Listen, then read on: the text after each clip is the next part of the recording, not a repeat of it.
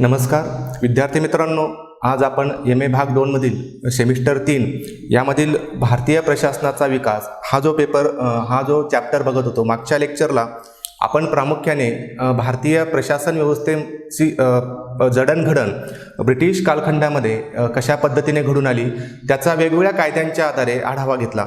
British भारतात आल्यानंतर खऱ्या अर्थाने भारताच्या आधुनिकीकरणाला सुरुवात झाली. आधुनिक भारताचा जो इतिहास आहे, प्रामुख्याने आधुनिक हा शब्द ब्रिटिशांचं भारतामध्ये आगमन झालं तेव्हापासून वापरला जातो. भारतीय प्रशासनाचा विकासक्रम बघत असताना आपण मागच्या लेक्चरमध्ये भारताच्या प्रशासकीय व्यवस्थेची जी जडणघडण झाली ते बघत असताना आपण प्राचीन कालखंडाचा अभ्यास केला, आढावा घेतला. त्यानंतर मध्ययुगीन कालखंडाचा आढावा घेतला आणि त्यानंतर मग आपण आजचा आधुनिक प्रशासन कशा पद्धतीने ब्रिटिश भारतामध्ये आल्यानंतर ते निर्माण झालं त्याचा एक आपण आढावा घेतला. तर सर्वप्रथम हे बघत असताना जी आधुनिक भारताची प्रशासकीय चौकट, स्वातंत्र्यानंतर जी भारताची प्रशासनाची घडी बसली, आज जे भारताचं प्रशासन आपल्याला भक्कम स्वरूपाचं पोलादी चौकटीमध्ये काम करत असताना दिसून येतं, ते निर्माण होण्यामागे प्रामुख्याने ब्रिटिश राजवटीचा खूप मोठा प्रभाव आपणाला या भारताच्या प्रशासकीय व्यवस्थेवरती पडलेला दिसून येतो. तर आज आपणाला भारताच्या प्रशासकीय व्यवस्थेची जी काही वैशिष्ट्ये आहे, ब्रिटिश राजवटीदरम्यान भारताच्या प्रशासन व्यवस्थेची जी काही वैशिष्ट्ये निर्माण झाली त्या प्रशासनाच्या वैशिष्ट्यांचा प्रामुख्याने या ठिकाणी आज विचार करायचा आहे. तर अशी कोणती वैशिष्ट्ये आहेत की जी ब्रिटिश कालखंडात निर्माण झालेल्या प्रशासनामध्ये त्या कालच्या कायद्यामुळे निर्माण झालेली ती वैशिष्ट्ये होती, ती आज तागायत भारताच्या प्रशासन व्यवस्थेमध्ये दिसून येतात. तर ती प्रामुख्याने आपल्याला पुढील प्रमाणे बघता येईल. तर त्यामध्ये पहिलं वैशिष्ट्य आपल्याला असं बघता येईल की प्रबळ मध्यवर्ती सत्ता. दुसरं त्यामधलं महत्त्वाचं वैशिष्ट्य आहे की कार्यक्षम प्रशासन व्यवस्था. त्यानंतर तिसरं महत्त्वाचं वैशिष्ट्य कायद्यांवर आधारित प्रशासन. चौथं वैशिष्ट्य आहे समान न्यायाच्या तत्वांवर आधारित प्रशासन व्यवस्था. लोकशाहीचे वाढते महत्त्व. सहावं वैशिष्ट्य आहे भारतीयांना दुय्यम स्थान. आणि सातवं वैशिष्ट्य आहे प्रशासनाचे लोकशाहीकरण. म्हणजे अशा प्रमुख टप्प्यांमधून भारताचा प्रशासनाचा जो विकास झाला आणि आजच्या पण भारताच्या जी प्रशासनाची व्यवस्था आहे त्या प्रशासनाच्या व्यवस्थेमध्ये यातले बहुतांश वैशिष्ट्य आज आपल्याला दिसून येतात. तर त्याची चर्चा आपण आज करूयात की कशा पद्धतीने ब्रिटिशांनी भारताची जी जडणघडण केली, भारताला जे भारतीयकरण भारताचं घडवलं. कारण आपण जर बघितलं तर भारत ही संकल्पना प्राचीन कालखंडापासून अस्तित्वात होती, मध्ययुगीन कालखंडामध्ये पण अस्तित्वात होती. पण खऱ्या अर्थाने जे भारताचं राष्ट्रराज्य निर्माण करण्याचं काम जे ब्रिटिशांनी केलं ते कशा पद्धतीने केलं, आजचा जो एकात्म स्वरूपाचा भारत आहे तो निर्माण करण्याचं प्रामुख्याने काम हे ब्रिटिश कालखंडामध्ये झालेलं दिसून येतं. कारण प्राचीन कालखंडामधला भारत वेगवेगळ्या प्रांतांमध्ये वेगळ्या राजवटींमध्ये विभागलेला होता. मध्ययुगीन कालखंडामधला भारत पण वेगवेगळ्या राजवटींमध्ये वेगळ्या राज्यकर्त्यांच्या अंमलाखाली असलेल्या प्रदेशामध्ये विभागलेला होता. म्हणजे आम्ही एकात्म आहोत ही संकल्पना त्यावेळेस निर्माण झालेली नव्हती. ही एकात्मीकरणाची संकल्पना, आम्ही सर्व एकच आहोत, हा सगळा भूभाग आमचा आहे, ही जी संकल्पना भारतामध्ये निर्माण झाली ती प्रामुख्याने ब्रिटिशांची राजवट भारतामध्ये ज्यावेळेस 1757 प्लासीची लढाई झाली आणि 1757च्या प्लासीच्या लढाईनंतर खऱ्या अर्थाने ईस्ट इंडिया कंपनी जे भारतामध्ये व्यापार करण्यासाठी आली होती, ती व्यापार करता करता त्या 1757च्या लढाईपासून तिने भारताच्या राजकारणामध्ये चंचू प्रवेश केला आणि तिथून खऱ्या अर्थाने ब्रिटिश सत्तेची पायाभरणी भारतामध्ये झाली. 1757 ते 1857चा उठाव होईपर्यंत म्हणजे भारतामध्ये या ब्रिटिश ईस्ट इंडिया कंपनीने आपला राज्यकारभार करत असताना अनेक सामाजिक धार्मिक सुधारणा केल्या आणि त्यामुळे काय झालं की भारताच्या सामाजिक धार्मिक सुधारणांमध्ये ह्या ब्रिटिश आपल्या धार्मिक जीवनामध्ये हस्तक्षेप करतात, आपल्या सामाजिक जीवनामध्ये हस्तक्षेप करतात, याबद्दल भारतीय लोकांमध्ये असंतोष निर्माण झाला. त्याचप्रमाणे मोठ्या प्रमाणावरती त्यांनी जी भारताची इथं जे राजे रजवाडे लोक होते त्यांचे संस्थानं खालसा करण्याचं धोरण स्वीकारलं आणि त्यामुळे त्या संस्थानिक लोकांमध्ये सुद्धा ब्रिटिश सत्तेविरुद्ध प्रचंड असंतोष निर्माण झाला आणि त्याचा परिणाम म्हणजे 1857चा उठाव झाला. आता 1857ला उठाव झाला. 1857चा उठाव ब्रिटिश सत्तेने मोडून काढला. ते मोडून काढण्यामागे सुद्धा त्यांचे जे शिस्तबद्ध प्रशासन व्यवस्था त्यांनी निर्माण केलेली होती, जे शिस्तबद्ध लष्कर निर्माण केलेलं होतं, त्याचा खूप मोठा वाटा त्या ठिकाणी आपल्याला बघायला मिळाला. कारण एतदेशीय सत्तांकडे पण मोठ्या प्रमाणावरती सैन्य होतं, पण व्यवस्थित नियोजन नव्हतं, व्यवस्थित प्रशासन नव्हतं आणि त्यामुळे जे भारताच्या 1857च्या उठावामध्ये भारतीयांची जी पेछाड झाली त्याचं कारण पण आपल्याला ते सांगता येईल की व्यवस्थित पद्धतीचं जर प्रशासन नसलं तर व्यवस्थित पद्धतीने नियोजन करून कोणतं पण काम करता येत नाही. 1857च्या उठावानंतर 1858मध्ये राणीना जाहीरनामा काढला इंग्लंडच्या राणीने, व्हिक्टोरिया राणी, आणि त्या जाहीरनाम्यालाच पॉवर ट्रान्सफर ॲक्ट म्हणून ओळखलं जातं. आणि त्या कायद्यापासून खऱ्या अर्थाने भारताची जी सत्ता होती ती ब्रिटिश पार्लमेंटकडे सोपवली गेली. म्हणजे ब्रिटिश इंडिया हे नामाभिधान भारताला जे मिळालं ते 1857च्या उठावानंतर मिळालं. म्हणजे ईस्ट इंडिया कंपनीचं जे सरकार भारतामध्ये अस्तित्वात होतं, ब्रिटिश ईस्ट इंडिया कंपनीची जी सत्ता भारतामध्ये अस्तित्वात होती ते 1858च्या कायद्याने ती नष्ट झाली आणि ब्रिटिश पार्लमेंटचं खऱ्या अर्थाने भारतामध्ये सत्ता प्रस्थापित झालेली आपणास बघायला मिळते. तर हे चालू असताना ब्रिटिशांचे राजवट 1757च्या प्लासीच्या लढाईपासून चालू असताना जे काही विकासक्रम, वेगवेगळे कायदे ब्रिटिशांनी ह्या देशामध्ये केले, त्या कायद्यातूनच आजचा जो भारत आहे तो घडलेला आपल्याला कुठेतरी बघायला मिळतो, किंवा किंबहुना त्याच कायद्यांची पार्श्वभूमी घेऊन आजची आपली व्यवस्था वाटचाल करत असताना दिसून येते. तर पहिला जो मुद्दा आहे प्रबळ प्रशासन व्यवस्था, प्रबळ मध्यवर्ती सत्ता. आज जर तुम्ही बघितलं आपली जी व्यवस्था आहे संघराज्य शासन व्यवस्था, आणि त्या संघराज्य शासन व्यवस्थेमध्ये सुद्धा आपलं केंद्र सरकार प्रबळ स्वरूपाचं आहे. म्हणजे ही जी प्रबळ स्वरूपाचं केंद्र सरकार आहे, प्रबळ स्वरूपाचं आपलं मध्यवर्ती सरकार आहे, हे निर्माण करण्यामध्ये सुद्धा ब्रिटिशांचे सगळ्या कायद्यांचं जर 1773च्या रेग्युलेटिंग ॲक्टपासून आपण जरी सुरुवात केली तर रेग्युलेटिंग ॲक्टने सुद्धा सर्व सत्ता गव्हर्नर जनरलच्या हातात दिली. म्हणजे एक हाती सत्ता असावी. कारण आपण जर बघितलं तर ब्रिटिशांनी जो काय प्रदेश जिंकून घेतला, भारताची जर भौगोलिक व्यवस्था जर आपण बघितली तर त्यामध्ये आपल्याला असं दिसून येतं की भारत हा खंडप्राय असलेला देश आहे. खूप मोठा भूभाग ह्या भारताचा आहे. आणि मग त्यामुळे वेगवेगळे राजे रजवाडे या ठिकाणी असल्यामुळे अनियमितता निर्माण होऊ नये किंवा उठाव होऊ नये, 1857च्या उठावाची त्या ठिकाणी पार्श्वभूमी असल्यामुळे ब्रिटिशांनी काय केलं की प्रबळ मध्यवर्ती सरकार आणि त्यानंतर दुय्यम स्वरूपाची प्रांतीय सरकार अशा पद्धतीचं एक रचना त्या ठिकाणी निर्माण केली. म्हणजे सगळी सत्ता ही मध्यवर्ती असणाऱ्या सरकारकडे असतील आणि तेच सरकार संपूर्ण भूप्रदेशावरती नियंत्रण ठेवेल. अशा प्रकारची जी सत्ता आजही पण भारताच्या प्रशासन व्यवस्थेचं जे वैशिष्ट्य दिसून येतं. म्हणूनच भारताच्या संघराज्याला अर्ध संघराज्य असं म्हटलं जातं, क्वासी फेडरल असं त्याला एक संकल्पना वापरली जाते. कारण का तर आपला केंद्र घटक राज्यांच्या तुलनेत अधिक ताकदवान असलेलं बघवायस मिळतं आणि आपल्या घटक राज्यांना केंद्राच्या तुलनेत दुय्यम अधिकार असलेले बघवायस मिळतात. म्हणजे ह्या सगळ्या गोष्टी आपल्याला जे प्रामुख्याने बघवायस मिळतं, हे जे वैशिष्ट्य भारताच्या राज्यघटना आपल्या भारताच्या प्रशासकीय व्यवस्थेमध्ये निर्माण झालं ते निर्माण होण्याचं काम ह्या ब्रिटिश कालखंडामध्ये सर्वप्रथम झालेलं बघवायला मिळतं. म्हणजे ब्रिटिशांनी भारतामध्ये कारभार करत असताना जे वेगवेगळ्या स्वरूपाचे कायदे केले, त्या कायद्यांमध्ये प्रत्येक वेळेस त्यांनी केंद्रीय सत्ता कशा पद्धतीने जास्त प्रबळ होईल याकडे लक्ष दिलं. म्हणजे प्रत्येक वेळेस आपण बघतो की ब्रिटिशांच्या राजवटीदरम्यान जे काही वेगवेगळ्या स्वरूपाचे 1773चा कायदा असेल, 1833चा चार्टर ॲक्ट असेल, 1853चा चार्टर ॲक्ट असेल, 1892चा चार्टर ॲक्ट असेल, 1858चा राणीचा जाहीरनामा असेल, ह्या प्रत्येक कायद्यांमध्ये ब्रिटिशांनी केंद्रीय सत्ता प्रबळ करण्यासाठी जाणीवपूर्वक प्रयत्न केलेले आपल्याला बघायला मिळतात. आणि स्वातंत्र्यानंतर सुद्धा आपण जे बघितलं की 1947ला भारताला जे स्वातंत्र्य मिळालं ते स्वातंत्र्य सहजासहजी मिळालं नव्हतं, तर खूप मोठी किंमत, फाळणीची किंमत आपल्याला त्यासाठी मोजावी लागली. आणि त्यानंतर पुन्हा भारतामध्ये अशी फाळणी होऊ नये हे दृष्टिकोन डोळ्यासमोर ठेवून भारतीय घटनाकारांनी सुद्धा भारताचं प्रशासन व्यवस्था निर्माण करत असताना, घडी बसवत असताना सुद्धा भारताचं जे संघराज्य निर्माण केलं ते संघराज्य व्यवस्थेमध्ये केंद्र सरकारला अधिक अधिकार दिले. कारण का तर पुन्हा भविष्य काळात एखाद्या घटक राज्याने पुढे येऊन आम्हाला पण स्वातंत्र्य पाहिजे अशी मागणी करू नये, यासाठी आपल्याला बघायला मिळतं की भारताच्या संघराज्य व्यवस्थेचे हे जे वैशिष्ट्य निर्माण झालं ते प्रामुख्याने ब्रिटिश कालखंडामध्ये, ब्रिटिश राजवटीमध्ये निर्माण झालेलं बघायला मिळतं. त्यानंतर दुसरं महत्त्वाचं वैशिष्ट्य आपल्याला या ठिकाणी बघायचं की कार्यक्षम प्रशासन व्यवस्था.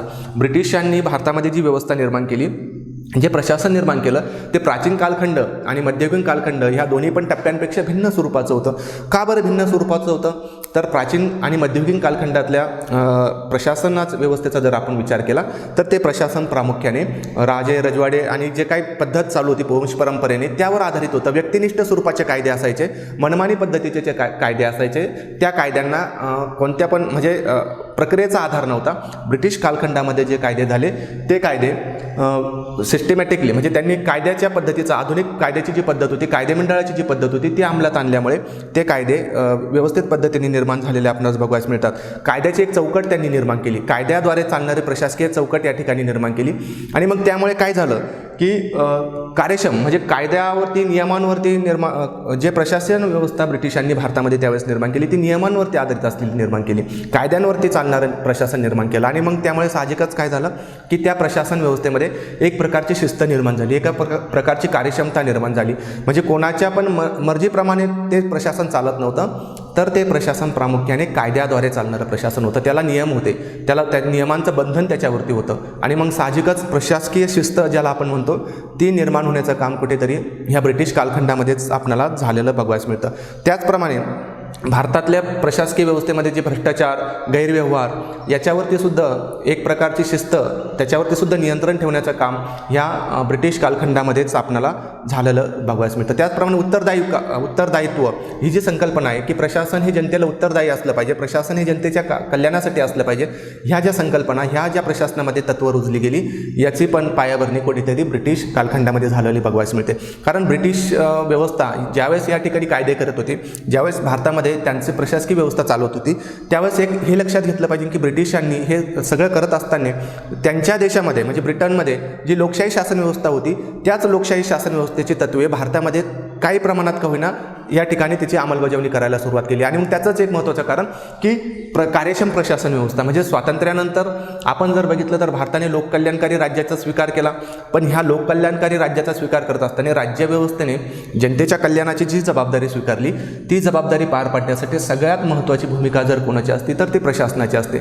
आणि मग त्यासाठी भारतीयांना सगळ्यात महत्त्वाची, भारतीय राज्यव्यवस्थेला सगळ्यात महत्त्वाची जी मदत मिळाली ती मदत मिळाली ह्या कार्यक्षम प्रशासन व्यवस्थेची. म्हणून आज आपण जर बघितलं तर दुसऱ्या महायुद्धानंतर प्रामुख्याने जे देश स्वतंत्र झाले आणि ज्या देशांनी लोकशाही शासन व्यवस्था स्वीकारली, लोककल्याणाचं धोरण स्वीकारलं, त्यामध्ये काही बोटावरती मोजता येतील इतक्याच देशांमध्ये ती लोकशाही शासन व्यवस्था यशस्वी झाली किंवा ते लोककल्याणाची धोरणं राबवण्यात ते यशस्वी झालेले बघायला मिळतात. त्यामध्ये भारताचं नाम आपल्याला अग्रक्रमाने घ्यावं लागतं. म्हणजे दक्षिण आशियाचा जरी विचार केला प्रामुख्याने आपण तर त्यामध्ये आपल्याला असं दिसून येतं की श्रीलंका, पाकिस्तान, बांगलादेश या सगळ्या देशांमध्ये लोकशाही शासन व्यवस्था जरी त्या लोकांनी स्वीकारलेली दिसून येते असली, नेपाळसारखं छोटं देश असेल तरी ती फक्त नावालाच ती लोकशाही शासन व्यवस्था आहे, नावालाच लोककल्याणकारी राज्य आहे आणि त्या ठिकाणच्या सत्ताधाऱ्यांच्याच मर्जीप्रमाणे त्या ठिकाणचा कारभार चालतो. म्हणजे ह्या सगळ्यांचं वैशिष्ट्य किंवा ह्या सगळ्यामध्ये जास्त महत्त्व जर आपल्याला कशाला द्यायचं असेल तर ब्रिटिश कालखंडामध्ये जी कार्यक्षम प्रशासन व्यवस्था भारतामध्ये निर्माण झाली त्या कार्यक्षम प्रशासन व्यवस्थेने भारताची एक जी चौकट होती,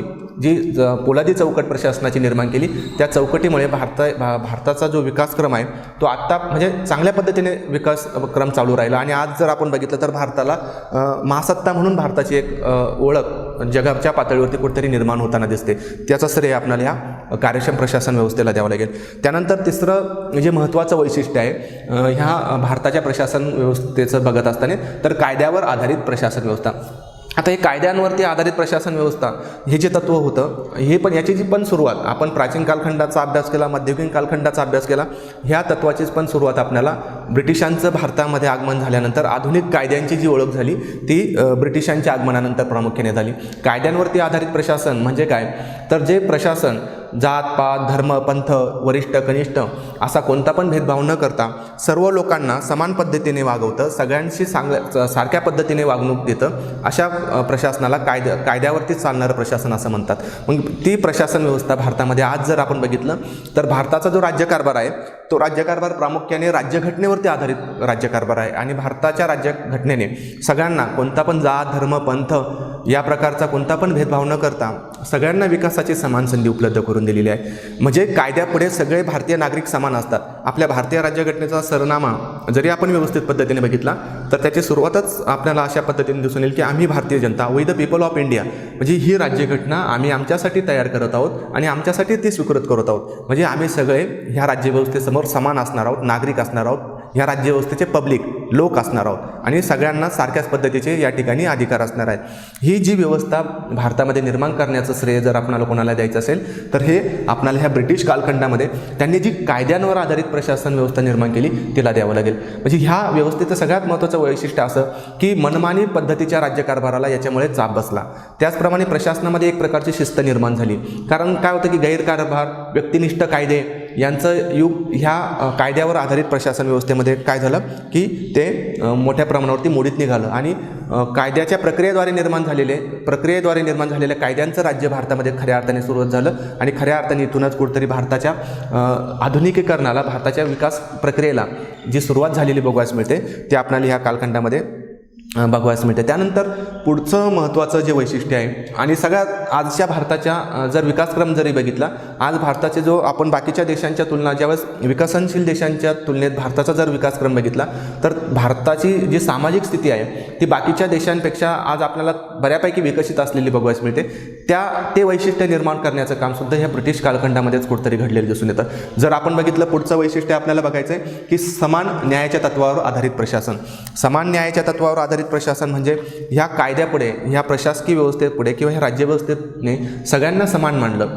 सगळे लोक, सगळे जनता यांच्या कल्याणासाठी सगळे ज्यावेळेस राज्यकारभार करत असताना सगळ्यांना कोणालाच वरिष्ठ कनिष्ठ असा भेदभाव न करता सगळ्यांना समानतेने या ठिकाणी वागणूक देण्याचं काम या ठिकाणच्या प्रशासकीय व्यवस्थेने केलेलं दिसून येतं. म्हणजे प्रशासनामध्ये नियुक्ती देताना सुद्धा भारताच्या तत्कालीन समाज व्यवस्थेमध्ये ज्या जातीय प्रथा, परंपरा, उच्च नीच असा जो भेदभाव होता तो सुद्धा ब्रिटिश कालखंड व्यवस्थेमध्ये तो नाकारला गेला आणि समान न्यायाच्या तत्वांवरती या ठिकाणी एक चांगली व्यवस्था निर्माण करण्याचं काम ब्रिटिश कालखंडामध्ये झालेलं बघायला मिळतं. जर आपण बघितलं भारतीय राज्यघटना जी निर्माण झाली त्या भारतीय राज्यघटनेमध्ये सुद्धा कलम 14 ते 18 जे समानतेचं तत्व स्वीकारलेलं आहे त्या समानतेच्या तत्वाची सुद्धा कुठतरी आपल्याला त्याची सुद्धा निर्मिती होण्याचं काम कुठतरी आपल्याला ह्या समान न्यायाच्या तत्वावरती आधारित प्रशासन व्यवस्थेमध्ये असलेलं बघायला मिळतं.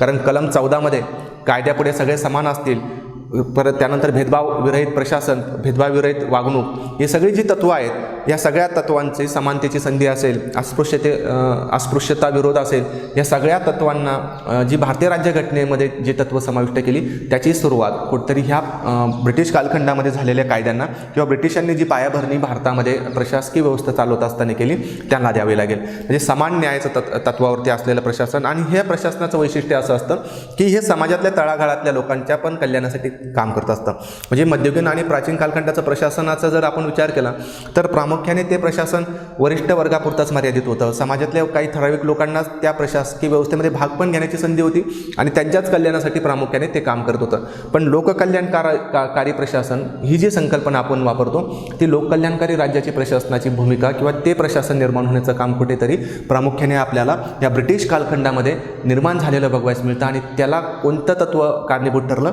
तर ब्रिटिशांनी समान न्यायाच्या तत्वावर आधारित जे प्रशासन निर्माण केलं हे तत्त्व त्या ठिकाणी आपल्याला प्रामुख्याने त्या ठिकाणी ते उपयोगी ठरलेलं दिसून येतं किंवा ते त्याच्यासाठी पायाभरणी असलेलं आपल्याला बघायला मिळतं. त्यानंतर सगळ्यात महत्त्वाचं पुढचं वैशिष्ट्य आपल्याला जर बघायचं असेल तर नोकरशाहीचं वाढतं महत्त्व.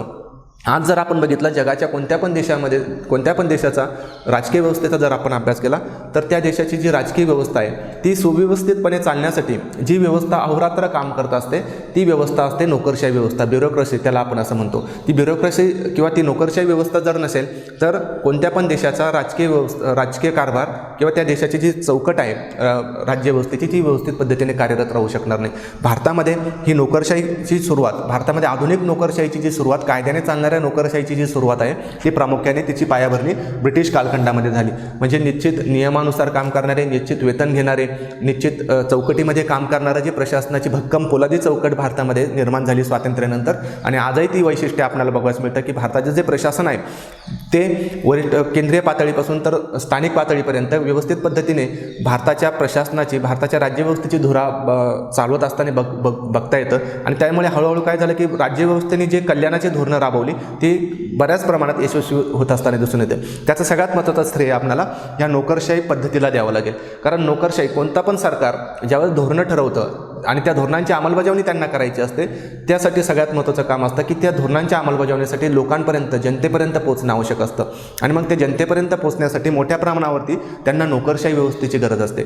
जर नोकरशाही नसेल तर सरकारने घेतलेली धोरणांची चांगल्या पद्धतीने अंमलबजावणी होऊ शकणार नाही. आणि ती अंमलबजावणी जर व्यवस्थित पद्धतीने झाली नाही तर सरकारने जे लोककल्याणकारी धोरणं आखलेली असतात ते अपयशी होण्याचा धोका असतो. म्हणजे भारतामध्ये ब्रिटिशांनी वेळोवेळी जे कायदे केले, वेळोवेळी जे काही धोरणं ठरवली ते करत असताना ते अंमलबजावणी करण्यासाठी जी व्यवस्था निर्माण केली त्याच्यातून भारतामध्ये एक चांगल्या पद्धतीची नोकरशाही व्यवस्था आकाराला आली. आणि त्याच व्यवस्थेचा आपल्याला स्वातंत्र्यानंतर खूप महत्त्वाचा फायदा झालेला बघायला मिळतो. म्हणजे भारताची जरी आपण म्हणलो भारताने लोकशाही शासन व्यवस्था स्वीकारली ती आज यशस्वी झाली, पण ही लोकशाही व्यवस्था टिकून ठेवण्यामागे सुद्धा आपल्याला जर बघवायचं असेल, त्याचं यश अपयशाचं जर चर्चा करत असेल तर ते यशामध्ये निश्चितच कुठेतरी ह्या नोकरशाही व्यवस्थेचा खूप महत्त्वाचा वाटा आपल्याला बघवायला मिळतो. म्हणजे तत्कालीन परिस्थितीमध्ये जरी आपण बघितलं तर कोरोना हा संसर्गजन्य आजार झाला. त्या आजारामध्ये सुद्धा जर आपण बघितलं तर भारतामध्ये तळागाळातल्या लोकांपर्यंत वरिष्ठापासून कनिष्ठ सगळ्या व्यवस्थांमध्ये समन्वय ठेवण्याचं काम, लोकांच्या आरोग्याचं रक्षणाचं काम करण्याचं काम आपली जी व्यवस्था करत असताना दिसते, अहोरात्र करत असताना दिसते.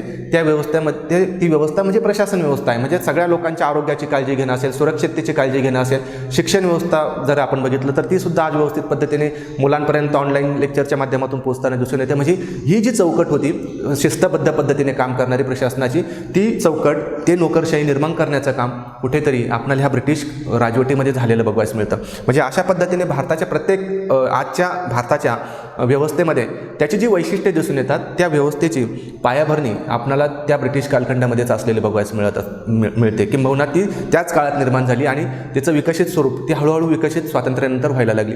त्यानंतर पुढचं महत्त्वाचं वैशिष्ट्य की भारतीयांना दुय्यम स्थान. 1858 म्हणजे भारतीयांना दुय्यम स्थान. सगळ्यात प्रथम आपण हे लक्षात घेतलं पाहिजे की आपण ब्रिटिश कालखंडातल्या भारतीय प्रशासनाची वैशिष्ट्ये समजावून घेत आहोत. मग ब्रिटिश कालखंडातलं भारतीयांचं प्रशासनाची वैशिष्ट्ये समजावून घेत असताना आपण हे पण लक्षात घेतलं पाहिजे की ब्रिटिश भारतामध्ये जे आले ते भारतीयांचं कल्याण करण्यासाठी आले नव्हतं, तर ते भारतामध्ये व्यापार करण्यासाठी आले होते. त्यांना भारतातले जे काही आर्थिक संसाधनं होती, भारतातले जी आर्थिक नैसर्गिक संपत्ती होती ती ब्रिटनमध्ये नेऊन त्यांच्या देशाचा विकास प्रामुख्याने घडवून आणायचा होता. पण ते करत असताना त्यांनी या ठिकाणी जे काही कायदे केले, नियम केले, त्याचा निश्चितच फायदा भारताच्या विकासाला झाला, हे तर आपण बघितलंच. पण हे करत असताना त्यांनी जे काही कायदे केले, त्यांनी जे काही नियम ठरवले, त्यामध्ये भारतीयांना जे काही स्थान मिळालं ते काही आदरयुक्त स्थान नव्हतं, तर त्या ठिकाणी दुय्यम वाटा आपल्याला कुठेतरी मिळालेला दिसून येतो. म्हणजे 1858ला राणीने जो जाहीरनामा, राणी व्हिक्टोरिया हिने जो जाहीरनामा प्रसिद्ध केला 1858चा, तर त्या जाहीरनाम्यामध्ये स्पष्टपणे असं म्हटलं होतं की 1858 नंतर भारतामध्ये जी ब्रिटिश सत्ता कारभार करेल त्यामध्ये भारतीयांनासुद्धा समान वाटा मिळेल किंवा भारतीयांनासुद्धा मानाचं स्थान मिळेल, भारतीयांनासुद्धा प्रशासनामध्ये समान संधी मिळेल, असं त्या ठिकाणी त्यांनी कायदा केला. पण त्या कायद्याचं नंतरच्या काळात कधी पण व्यवस्थित पद्धतीने अंमलबजावणी झालेली बघायला मिळत नाही. म्हणजे स्वातंत्र्याच्या आधीचा जर भारतात स्वातंत्र्यपूर्व कालखंडातला भारताचा इतिहास जर व्यवस्थित पद्धतीने आपण वाचला तर भारतीयांना त्या ठिकाणी प्रशासन व्यवस्थेमध्ये दुय्यम स्थान असलेलं आपल्याला बघायला मिळतं. म्हणजे वरिष्ठ पदं फारशा मोठ्या प्रमाणावरती भारतीयांना दिले गेले नाही, किंवा जरी ते भारतीयांना मिळाले असते तरी ते त्या ठिकाणी त्यांना व्यवस्थितपणे त्या ठिकाणी कारभार करणं शक्य झालेलं बघायला. म्हणजे त्या ठिकाणी ब्रिटिश सत्तेने वारंवार कुठेतरी वरिष्ठ अधिकारी, जे भारतीय वरिष्ठ अधिकारी त्या ठिकाणी काम करत होते, त्यांना काम करत असताना अडवणुकीचं धोरण स्वीकारलेलं आपल्याला बघायला मिळतं. आणि असे अनेक उदाहरणं आपल्याला आपल्या स्वातंत्र्यपूर्व कालखंडातला इतिहास जर अभ्यासला तर त्यामध्ये आपल्याला दिसून येईल. त्यानंतर पुढचं महत्त्वाचं वैशिष्ट्य आहे ब्रिटिश राजवटीमध्ये भारतामध्ये निर्माण झालेलं वैशिष्ट्य, आणि जे भारताच्या विकासाला, आजही पण भारताच्या विकासाला कारणीभूत ठरलं किंवा आज ज्या भारताची व्यवस्था ज्यावर आधारित आहे ते सगळ्यात महत्त्वाचं वैशिष्ट्य म्हणजे प्रशासनाचं लोकशाहीकरण.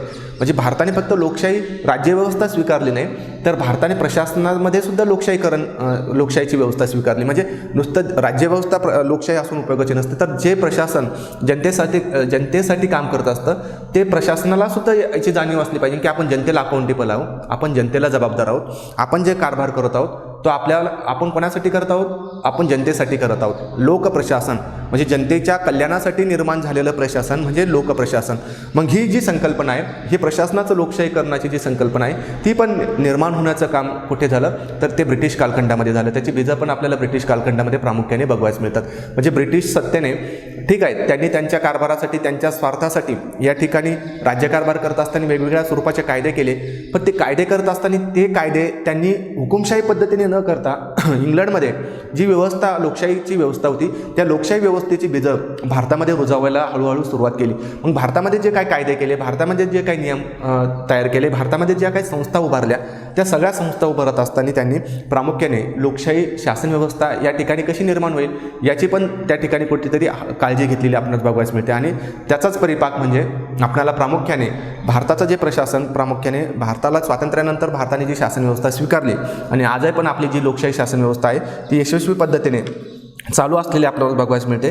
त्याचं श्रेय आपल्याला ब्रिटिश कालखंडामध्ये ब्रिटिशांनी जे भारतामध्ये लोकशाही व्यवस्थेने राज्यकारभार केला त्याला आपल्याला द्यावं लागेल. कारण निवडणुकीचं तत्त्व असेल, मतदानाचं तत्त्व असेल, संघराज्य शासन पद्धतीचा स्वीकार असेल, म्हणजे हे जे सनदी सेवांमध्ये सगळ्यांना समान संधी असेल, ही जे तत्त्व ब्रिटिशांनी भारतामध्ये स्वीकारलं, ह्या सगळ्याचं आपल्याला याचा जो फायदा म्हणजे लोकशाहीकरण आपण ज्याला म्हणतो की लोकशाहीमध्ये काय असतं की लोकांसाठी लोकांनी चालवलेलं शासन, आणि मग ते लोकांसाठी चालवलेलं शासन कसं असलं पाहिजे तर लोकांच्या कल्याणासाठी असलं पाहिजे. मग आपण बघतो की स्वातंत्र्यानंतर आपण मतदानाचा अधिकार कोणता जात, पंथ, धर्म, वंश याचं भेदभाव न करता सगळ्यांना दिला.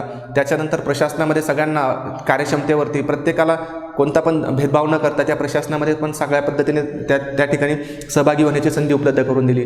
राजकीय व्यवस्थेमध्ये सगळ्यांना त्या प्रशासकीय व्यवस्थेमध्ये समान पद्धतीने सहभागी होण्याची संधी उपलब्ध करून दिली.